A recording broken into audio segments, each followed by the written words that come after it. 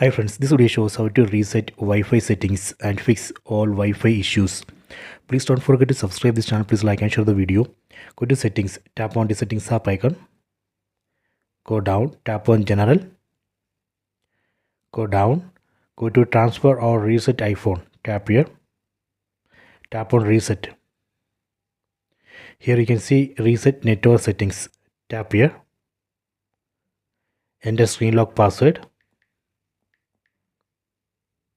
Then tap on this reset network settings. This reset operation is safe. It will not delete any data from your phone.